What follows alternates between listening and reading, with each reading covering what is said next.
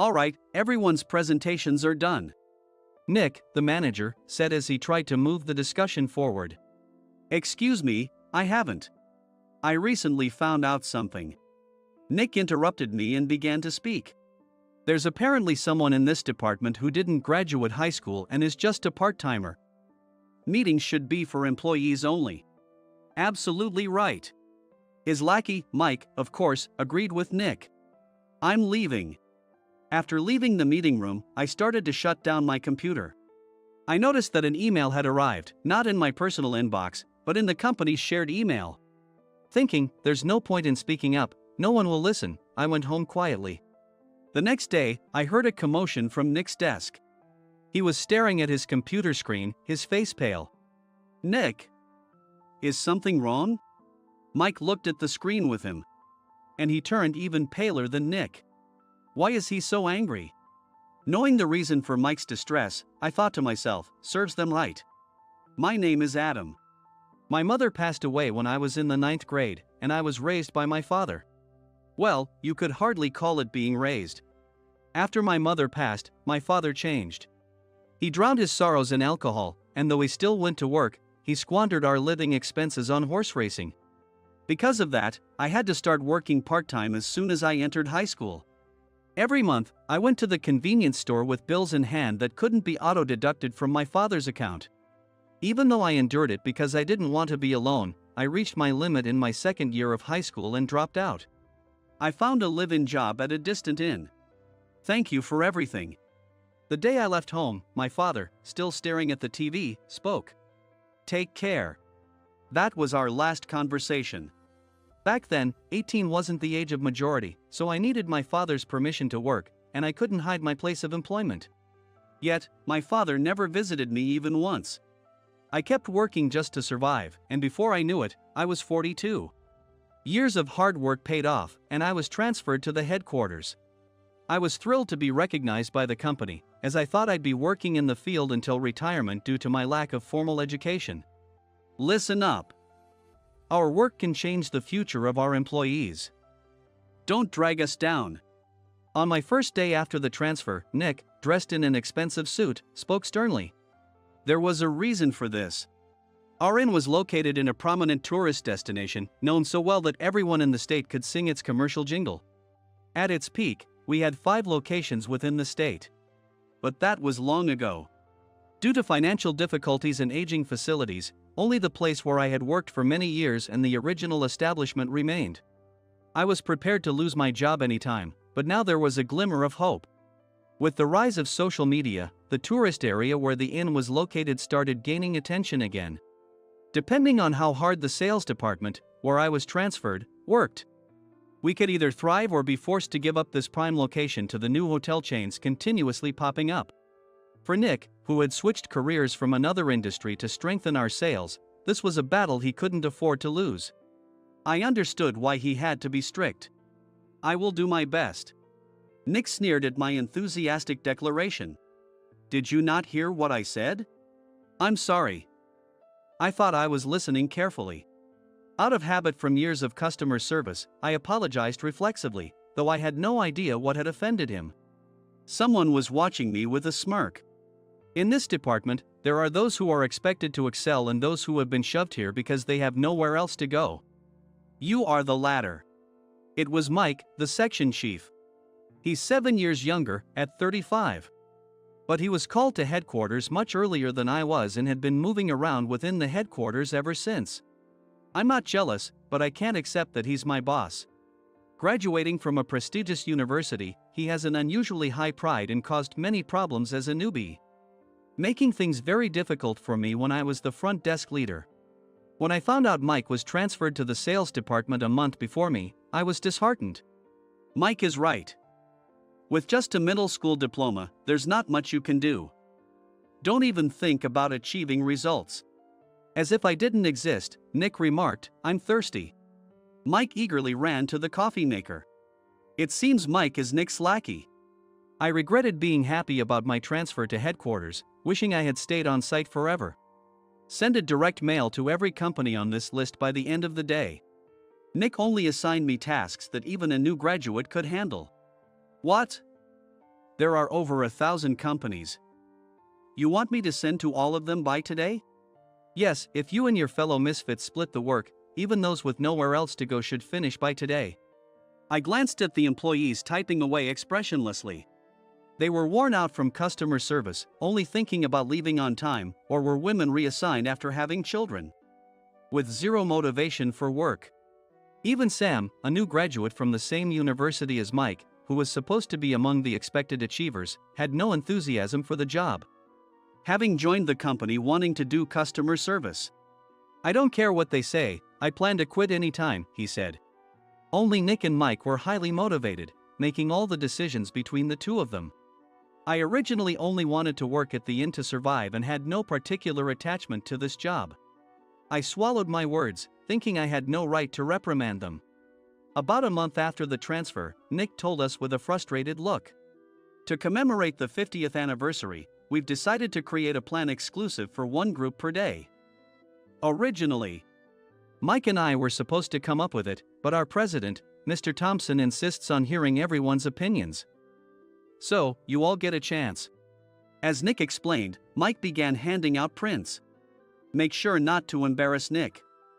If your ideas are half-baked, you'll have to redo them. It seemed that they had printed his handwritten notes by Mr. Thompson, which included several questions and a section for free responses. It made sense why Nick had to seek our input, given that all responses had to be submitted to Mr. Thompson. We were given a week to think about it, and a meeting was scheduled to compile our ideas.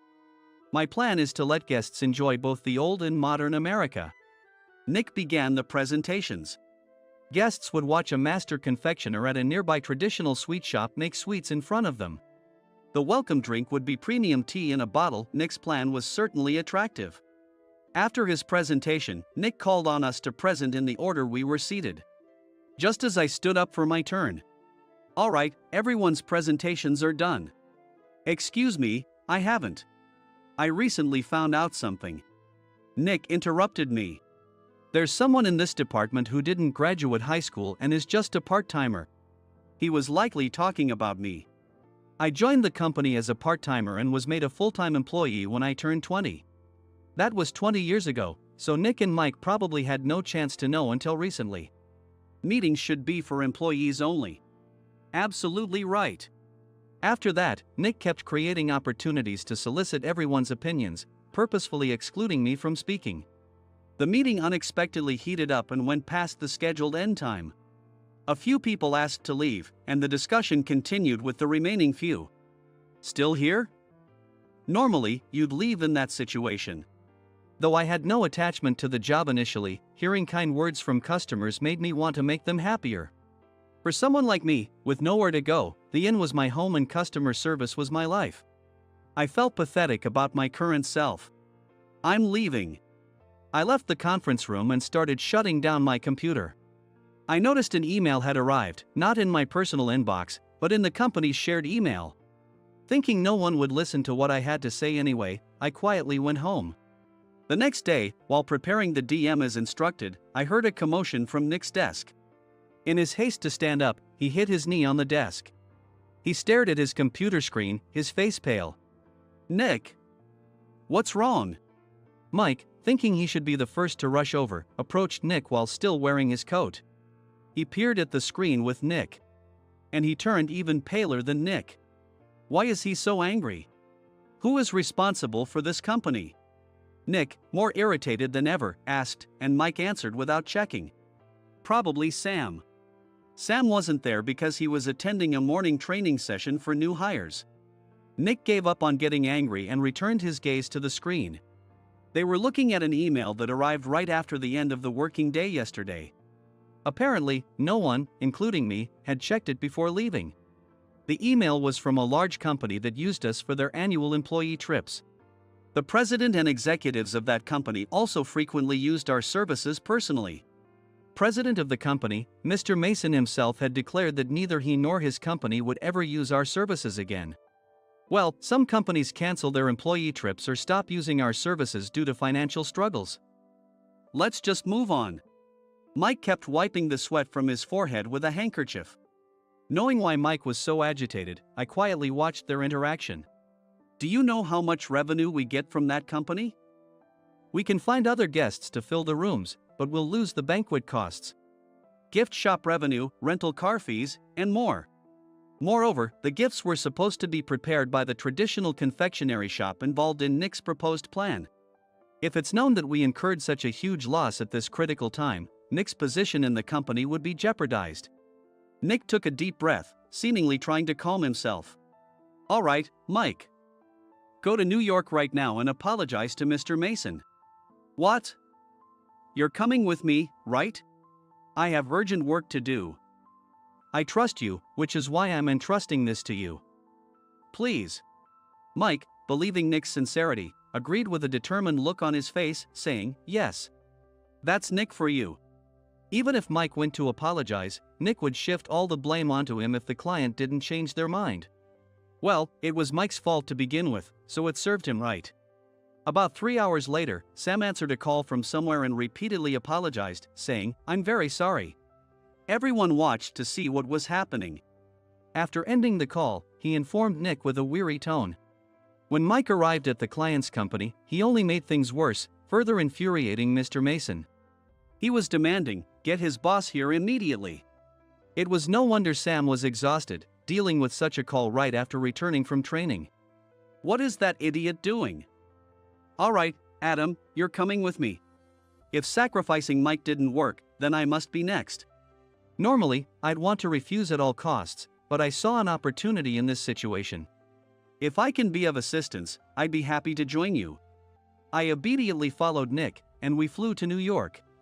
When we introduced ourselves at the reception, it became clear how serious the situation was, as the receptionist personally escorted us to the president's office. Angry voices leaked through the door, making both Nick and me uneasy. Excuse me. I'm Nick, the supervisor. I understand my subordinate has caused you trouble, and I deeply apologize. Nick, with his experience in the corporate world, knew enough to offer an apology before excuses. However, his customer service skills left much to be desired. I sighed as I saw Mike trembling like a small dog in the corner of the room. What kind of training are you giving your subordinates? Mr. Mason glared at Nick with a red face. The intensity of his gaze made even Nick take a step back. Regrettably, I joined this company only 2 years ago and was unaware of Mike's issues. I should have identified his shortcomings sooner. Indeed. I should have realized sooner. No sensible person would come to apologize and then give a lengthy presentation on the drawbacks of not using their in. Nick froze, his mouth slightly open. Suspecting the worst, I picked up the documents that had fallen to the floor. It seemed Mike hastily prepared these documents on the plane, listing the disadvantages. Disadvantage 1: if you change the venue for the company trip, employees might suspect it's for cost-cutting reasons, leading to a negative impression. Reading it aloud half-jokingly, Nick snatched the papers from my hand and checked the contents with a furious expression. Among the stack of documents was a receipt from a nearby convenience store's copy machine. I felt a pang of dread, hoping he hadn't shown the receipt as well. What do you think he said when I asked what kind of nerve he had to do this? I'm very sorry. Faced with the dire situation, Nick must have thought there was nothing left to do but apologize. In a voice smaller than I'd ever heard from him, he uttered words of apology. He said, I'm a Harvard graduate. I don't believe I said anything wrong. Mike. What have you done? Forgetting his plan to pin the blame on Mike, Nick yelled loudly, even in front of Mr. Mason. I didn't do anything wrong. You're still saying that? Look at him. Mike pointed at me with a shaking hand. I was assigned to headquarters in my 20s and now I'm a section chief. This guy only made it to headquarters at 42. Everything I've done proves I was right. So why are we losing the contract? Having said his piece, Mike collapsed to the floor. Of course. You were sent there because you had nowhere else to go. Mike never expected to hear such words from someone he looked down upon. He lunged at me, and Nick hurriedly stepped in to stop him. Mr. Thompson told me Mike is a quick thinker, and to take good care of him. There's no way he was pushed aside. Don't make things worse here. He didn't say quick thinker, he said only quick-witted, didn't he? I I don't remember that part. I recalled the many troubles Mike caused when he was a newbie. When Mike was on the front line, his pride was so high that he never apologized to customers. Customer service, especially in our job, doesn't work alone. It brings both good and bad situations. If the front staff or housekeepers made mistakes, or the cleaning company didn't properly clean a room, one had to apologize to the customers regardless of personal fault. Mike, in such situations, would never apologize, insisting he wasn't at fault. This often angered customers, and as the front desk leader, I frequently had to apologize on his behalf. He caused complaints and disrupted operations, which is why he was quickly moved to headquarters. In departments where he didn't interact directly with customers, his quick thinking was beneficial and things went well. But it seemed his flaws were starting to show. Corporate reservations are supposed to be entered into the system by the sales representative. But a quick check yesterday revealed that more than 10 items were missing from the client's reservation. The handover document clearly stated what needed to be prepared. Why didn't you enter it into the system? Why do we have to give them special treatment? Filling rooms near the banquet hall, setting up all the food in advance. Specifying the brand of wine, they're too demanding. No wonder he always angered customers, I thought, feeling a headache coming on. Grouping them in rooms near the banquet hall is for our benefit too. It makes it easier for the staff to set up beds and serve breakfast since everyone's schedule is synchronized. As for the other requests, Mr. Mason suggested them to lighten our load. I didn't know that. Nick finally seemed to realize that Mike was the one who had angered the client. What did you say to them? I just told them we wouldn't give them special treatment anymore. We shouldn't waste effort on things that don't bring in money. I was utterly exasperated at his lack of understanding of customer service. Of course, we shouldn't comply with unreasonable demands. But carrying over successful practices from past stays makes customers feel remembered and enhances their experience. Good memories encourage repeat visits. That's part of our job. I looked down at Mike, who was sitting on the floor. In our job, nothing is a waste. Mr. Thompson likely moved you to the sales department, hoping you'd finally understand this. How do you think he feels now that you've failed to meet his expectations? Mike, tears in his eyes, fled the president's office. I was amazed he still hadn't apologized. You have it tough, Adam. It's okay, we're all employees of the same company. I deeply apologize for this disrespectful incident. Especially after all the care you've shown us. If it weren't for you, Adam, I really would have stopped staying here. When I heard you were moving to the sales department, I was willing to reconsider if you handled it. Seeing us talk so amicably, Nick's face contorted. Do you two know each other? Adam's service is excellent. I always requested him specifically. Normally, we don't accept specific staff requests, but we made an exception for Mr. Mason, adjusting my shifts accordingly. He had personally stayed at our hotel just before my transfer, and during casual conversation, I mentioned, I'm moving to the sales department soon. If I hadn't told him then, things could have been much worse. Please continue to take care of us. I look forward to it. On the return flight, Nick awkwardly offered me a can of beer. It's still working hours. Of course, I had no intention of forgiving him for a single beer. Nick might try to pin everything on Mike and avoid any consequences. While pondering this, a startling fact came to light. Nick, the tea bottles for the plan have arrived. I handed Nick a bottle labeled with our inn's name. They look good. What are you talking about? These are plastic bottles. I had assumed we would use the trendy, high-end bottling tea. But what arrived were ordinary plastic bottles of tea with customized labels. The only unique aspect was the label, which had the inn's name, making it look customized. Upon further investigation, I discovered that a substantial amount of money was set to be paid to the tea company. It was priced like bottling tea. Does this plastic bottle really cost $100 each? The tea inside is specially blended for us. The extra cost is for that. Wouldn't it be better to use another tea company? Or is there a specific reason we must use this one? As Nick continued to make excuses, I showed him a printed email. I informed the tea company's president, Mr. Mitchell, that we discovered irregular payments and he confessed. He said you two were high school classmates and planned to split the extra money. That idiot. Why did he confess? That's not important. You should worry about yourself, this could turn into a police matter. Opening the bottle cap, I suggested. How about calming down with this tea? It supposedly has a relaxing effect. Nick drank the tea frantically. In the following days, decisions were made about their fates. Mike was reassigned to the General Affairs Department, with no chance of transfer or promotion, as per Mr. Thompson's orders. As for Nick, since the payment to the tea company hadn't yet been made, he narrowly avoided legal trouble. Instead, he was encouraged to leave the company, and to avoid further complications, Nick submitted his resignation. Rumor has it that connections between HR departments have made it difficult for him to find new employment. Even though it was good to have those two gone, something unexpected happened in the sales department. Everyone became motivated and united in refining the 50th anniversary plan. In the end, my plan was adopted.